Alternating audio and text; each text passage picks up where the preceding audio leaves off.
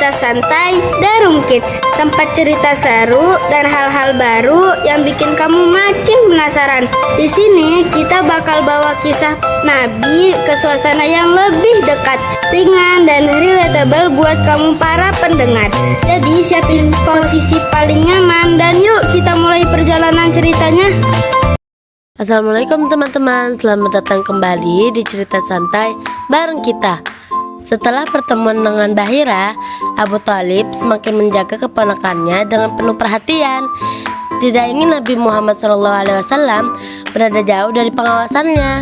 Namun, tahukah teman-teman, meskipun Abu Thalib telah menyaksikan begitu banyak tanda keistimewaan Nabi Muhammad, ternyata itu belum cukup untuk membuatnya beriman.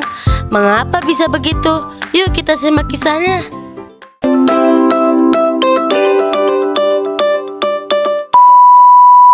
Belajar akan terasa lebih mudah ketika dilakukan dengan fokus dan suasana yang nyaman. Bersama Bimbel Darum, anak-anak dibimbing dengan sabar dan terarah agar lebih semangat dalam belajar. Pembelajaran yang lebih fokus membantu anak memahami pelajaran dengan lebih baik. Tidak hanya belajar, tapi juga membangun rasa percaya diri dan semangat untuk terus berkembang. Yuk bergabung bersama Bimbel Darum.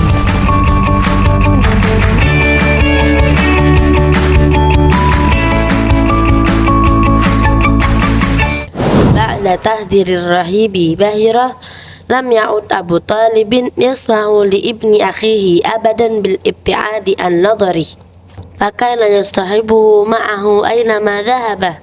Fi ahadil ayyam dhahaba Abu Talibin ma'a ibni akhihi fi rihlatin. Kana yanuyani bay'a ba'dil bada'i fi suqi dhil majaz alladhi yaqa'u fi mantiqatin ba'idatin. Setelah mendapatkan peringatan dari Bahira, Abu Thalib tidak lagi membiarkan keponakannya menjauh dari pandangannya.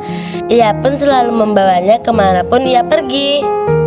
Suatu hari, Abu Thalib pergi bersama keponakannya dalam sebuah perjalanan.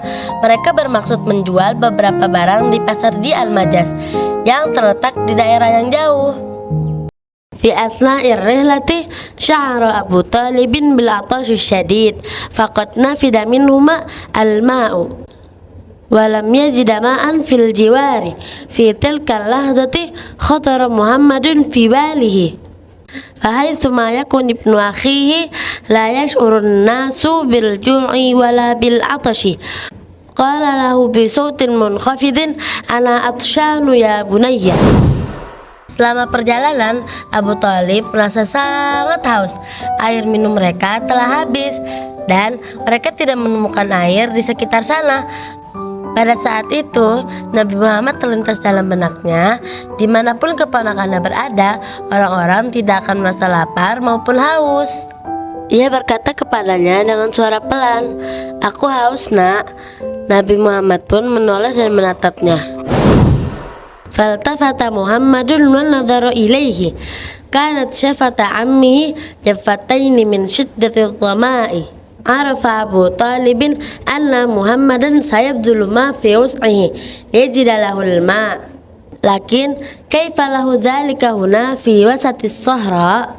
Tarajjala Muhammadun an jamalihi wa huwa yad'u Allah wa ma in irtatama aqibu qadamihi bil ardi hatta tafajjara al ma'u kal yanbu'i. Ashraqa wajhu Abi Talibin wa nadhara ila ibni akhihi madhushan. Amma Muhammadun famala'a lahu ina'an minal ma'i wa qaddamahu ilaihi. Bibir pamannya kering karena kehausan yang luar biasa. Abu Thalib tahu bahwa Nabi Muhammad akan berusaha sekuat tenaga untuk mencarikan air baginya. Tetapi, bagaimana caranya di tengah gurun ini? Nabi Muhammad turun dari unta sambil berdoa kepada Allah. Begitu tumit kakinya menyentuh tanah, air pun memancar seperti mata air. Wajah Abu Thalib bersinar dan ia menatap keponakannya dengan takjub. Adapun Nabi Muhammad, ia mengisi sebuah wadah dengan air dan menyerahkannya kepada Syariba Abu Talibin minal ma'i hatta irtawa wa dhahaba anhul atashu. kana yudriku anna ibna akhihi huwa syakhsun azimun. Lakin raqma kullil ayati wal mu'jizati allati syahidaha min ibni akhihi lam yu'min bida'watihi wa yuslim.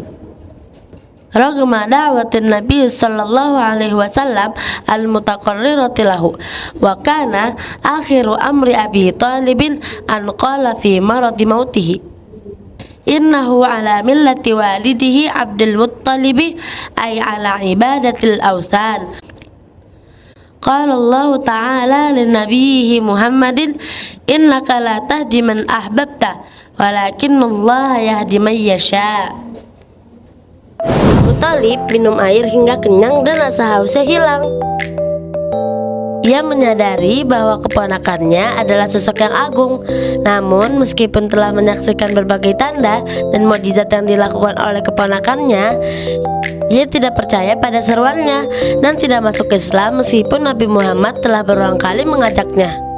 Pernyataan terakhir Abu Thalib saat menjelang kematiannya adalah bahwa ia tetap berpegang pada agama ayahnya Abdul Muthalib, yaitu penyembahan berhala.